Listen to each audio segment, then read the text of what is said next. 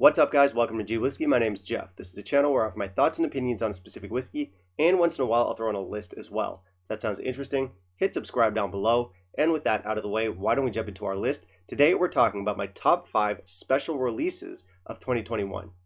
Stick around.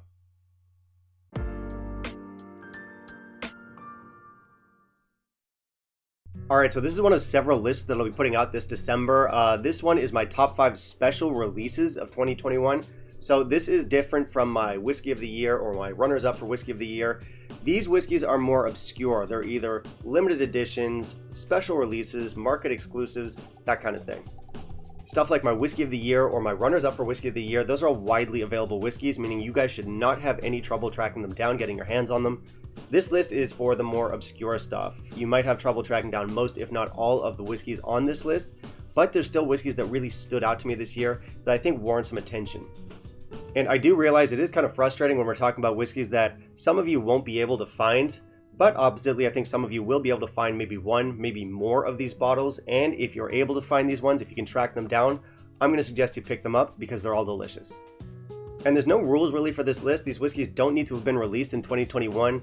I have stuff on this from like 2017, 2018. I do have a couple from this year, but really the only rule is that I need to have tried them for the first time in 2021. As always, I do have an honorable mention poured into my glass. Stick around after the list. I'll let you know what that is. So yeah, my top 5 special releases of 2021. Let's jump into it. And in the meantime, if you could kindly leave a like down below, that'd be greatly appreciated. So for number 5, we're kicking things off with a blended malt, which I did not expect. This is a 2018 release. It is a Douglas Lang offering. I reviewed it not too long ago. I gave it a very good score. I'm talking about the Timorous Beast 12-year-old cask strength. This one's rugged and punchy at 54.4%. It's got a great like Highlandy, islandy flavor profile. It is not pretty, it's not refined, it's not elegant. What it is big and explosive and punchy. This is not a whiskey that I expected to like as much as I did, but I said in my review that this might actually be one of my favorite blends just ever. Which might sound a little bit dramatic, maybe I'm talking this one up too much, but I don't think so. I like this one a lot. It's such an unpretentious little gem of a whiskey. It's definitely one you should check out if you can find it. So my number 5 is Timorous Beast 12 cask strength.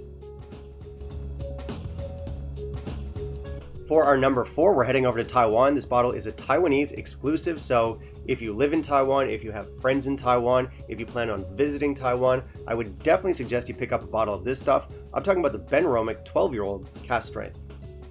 So this whiskey is a banger, and it's actually a little bit older than the 11-year-old 2009 vintage that got a global release, and in my opinion, it's better as well. Top that all off with the fact that it's more affordable. I don't know why it's more affordable, but it is. So as far as I'm concerned, this one is a no-brainer. And you know, we've got all the hallmarks that we'd expect from a good Benromic. We have your big sherry, your gentle peat, your leathers, your chocolates, etc. It's also nice and punchy at 57.8%. It's not messing around. It's delicious stuff. And no joke, this bottle costs about 50 US or 37 pounds here in Taiwan, which honestly is one of the best bang for buck value buys I've ever seen in the world of whiskey. So wonderful stuff, fantastic value on this one. Number 4, Benromic 12 cask strength. So for number 3, of course this one was a limited release, but I do think it made it into a good number of markets, certainly not all though. The issue with this one is that it probably sold out pretty quickly on store shelves. Yeah, I'm talking about the Arden American AD/01.21:01, which I believe is a traditional Gaelic name.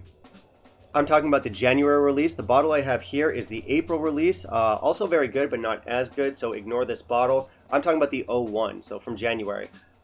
Maritime, oily, rich, very elegant and sophisticated for something that's meant to be about 6 years old, I believe. I wasn't really sure what to expect when I first picked up this bottle, but my god, this is good stuff. It's a new distillery, it's craft presented, we have extremely balanced and satisfying flavors here, endlessly drinkable stuff. Definitely pick up a bottle if you manage to track one down. So for my number 3, we have Arden American, whatever the code is, the January one. Alright, my number 2 pick is a whiskey that absolutely blew my mind when I first tried it. It's a sherry bomb, and I'm not exaggerating when I say I think this is one of the best sherry bombs I've ever had. It's an intense, powerful beast of a whiskey. I'm talking about the Glenlivet 13-year-old cask strength. Now, unfortunately, this one is another Taiwan exclusive, so I apologize if it's impossible for you guys to get your hands on, but I need to talk about it. I need to talk about how good it is. This one comes in at a cask strength of 60.2%. It's fully matured in Oloroso sherry casks, and yeah, this is for the lovers of deeply sherried Glenlivets. The sherry notes in this go way past the 18, they go way past the Nadura, closest in style to the signatory bottlings that are very richly sherried, so imagine those flavors, but better and cranked up to 11. Serious balance here, serious character. This is probably one of the most raw and intense Glenlivets you're ever likely to have. We've got incredible richness and balance. It's not too hot for the ABV. This one is just a balls to the wall sherry bomb. I have the 2021 version here. This is the third iteration of this release, and as far as I'm concerned, it's the best one so far. It comes in at just over $100 US, or around 80 pounds, and it's worth every penny. If you live in Taiwan or if you have friends in Taiwan, definitely ask them to pick up a bottle of this for you. If you love sherry like I do, trust me, this one doesn't disappoint. So my number 2 is going to be the Glenlivet 13 cask strength. Alright, so we made it to our number 1. This is the oldest whiskey on the list, not in terms of age statement, in terms of when it came out. It was released back in 2017. This is a 12-year-old cask strength offering, comes in at 55.3%, and is from one of the greatest distilleries on the face of the earth, in my ever so humble opinion. The distillery is Bonahaven, and the release is the Moine Brandy cask finish. This one took me a while to appreciate. When I first popped it, I liked it, but I wasn't convinced that it was worth the money. It's not a cheap whiskey. These Moine special releases are never cheap, but they're usually worth it. This one certainly was. Eventually, with time, it opened up and it became one of my favorite whiskeys of 2021. Richly smoky, robust, salty. This one's much more than the sum of its parts. We have like bacon and fruity notes in here. It's really, really good. And you know, it's one of those ones that I kind of like close my eyes just to savor the moment when I'm drinking. And anyway, yeah, you know, I came down on Bonahaven pretty hard earlier this year because they put out a really lackluster release. But that's only because I expect so much from them. I honestly think they are one of the best distilleries out there. This is a great example of the kind of quality stuff that they put out. Again, it is an older one. It might be a little bit hard to track down, but I don't think the brandy release got the same amount of fanfare as some of the other cask finishes, so you might have a bit of luck there. Anyway, it's amazing stuff. I definitely need to get my hands on more of these Moine releases. There's a bunch of them that I want to try. If you can get your hands on the brandy cask finish specifically, I definitely recommend it. It's wonderful whiskey. So my number 1 is going to be the Bonahaven Moine Brandy cask finish. Alright, that's it. Those are my top 5 special releases from 2021. Interesting that 4 out of the 5 were cask strength. Not really surprising, but interesting. All wonderful whiskeys. Definitely ones you should check out if you can get your hands on them. Now, I would like to hear from you. Keep in mind that we're talking about special releases, limited releases, market exclusives. Which ones did you try this year that really blew you away? And, you know, I do realize it is kind of frustrating talking about whiskeys that many people aren't able to get their hands on. But on the other hand, I do think it's good to shine a spotlight on high-quality whiskeys when we come across them.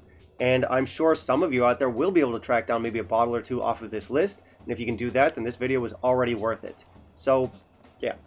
Anyway, I'm sure some of you stuck around to find out what honorable mention is in my glass over here. I'm drinking yet another cask strength release. This is the Kilchoman Mocker Bay cask strength. This was last year's Christmas release, yet another special edition, of course. Maybe not quite as fancy or as premium as some of the other offerings on this list, but this is really solid, really delicious stuff. If you're a fan of the regular Mocker Bay, you're probably going to like this one. We have a lot of extra intensity from the 58.6% ABV. Some serious kick to this stuff, but in a good way. It's also very affordable. And I figured I'd finish the list off with something that you guys might still be able to find. Of course, it's not a guarantee, but you guys can try.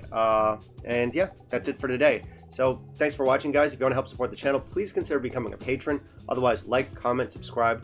Always appreciated, and we'll see you next time.